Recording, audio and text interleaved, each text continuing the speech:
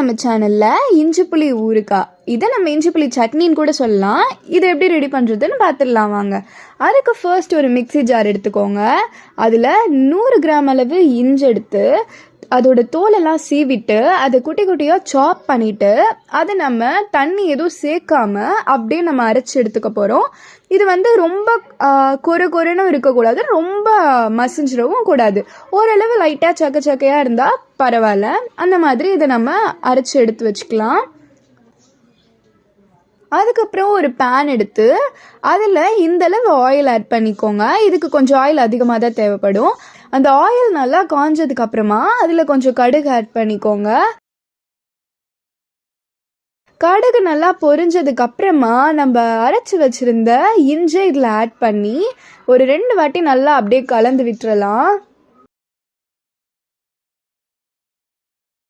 அந்த இஞ்சி நல்லா அப்படியே கலந்து விட்டதுக்கு அப்புறமா அதில் நம்ம ஒரு நெல்லிக்காய் சைஸ் அளவு புளி எடுத்து நம்ம ஆல்ரெடி அதை கரைச்சி வச்சுருக்கோம், அதை இதில் ஆட் பண்ணிக்கலாம்.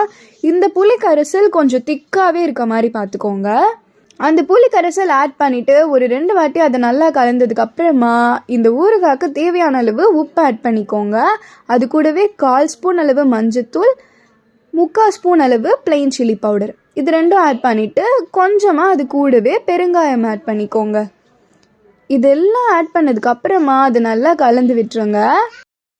அந்த மசாலா நல்லா வதங்கி வரப்ப நம்ம அந்த மிக்ஸி ஜாரில் கொஞ்சமாக ஒரு 2 ஸ்பூன் அளவு தண்ணி ஆட் பண்ணி நல்லா அதை கழுவி இதில் ஊற்றிருங்க. இப்போ பார்த்தீங்கன்னா ஒரு 5 மினிட்ஸ் ஆகிருக்கு. எண்ணெய் நல்லா மேலே ஃப்ளோட் ஆக ஆரம்பிச்சிருக்கு. இந்த ஸ்டேஜில் 1 ஸ்பூன் அளவு பொடிச்ச வெல்லம் எடுத்து இதில் நம்ம ஆட் பண்ணிக்கிறோம்.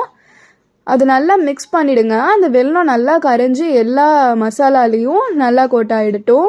இப்போ பார்த்தீங்கன்னா ஒரு 10 மினிட்ஸ் ஆகிருக்கு. நல்லா எண்ணெய்லாம் மேலே ஃப்ளோட் ஆகி நல்லா ரெடி ஆகிடுச்சு. அவ்வளோதாங்க. இவ்வளோ சுலபமாக வெறும் 5 பொருளை வச்சு நம்ம வீட்டிலையே இவ்வளோ எளிமையாக இஞ்சி புளி சட்னி நம்ம செஞ்சிடலாம். இதை தயிர் சாதத்தோடு நீங்கள் தொட்டு சாப்பிடலாம். இட்லி தோசைக்கு கூட நீங்கள் இதை தொட்டு சாப்பிட்டுக்கலாம். அதுக்கப்புறம் நம்ம சேனல்லையே சொதி குழம்பு ஒன்று பண்ணியிருப்போம். அது கூட இந்த இஞ்சி புளி சட்னி தொட்டு சாப்பிட்றது திருநெல்வேலியில் ரொம்ப ஸ்பெஷலு. ஸோ இது நிறையா டிஷ்ஷஸோடு நீங்கள் பேர் பண்ணி சாப்பிட்றதுக்கு ஈஸியாக இருக்கும். உங்கள் வீட்டில் காய் எதுவும் இல்லை, சைட் டிஷ் எதுவும் இல்லை அப்படின்ற பட்சத்தில் இதை நம்ம செஞ்சு தொட்டுக்கையாக சேர்த்து சாப்பிட்டா சூப்பராக இருக்கும். அவ்வளோதாங்க. இதே மாதிரி இஞ்சி புளி சட்னியை நீங்களும் உங்கள் வீட்டில் செஞ்சு பார்த்துட்டு எப்படி இருக்குன்னு கமெண்ட் பண்ணுங்கள், லைக் பண்ணுங்கள், ஷேர் பண்ணுங்கள், சப்ஸ்கிரைப் பண்ணுங்கள். வாங்க சாப்பிடலாம்.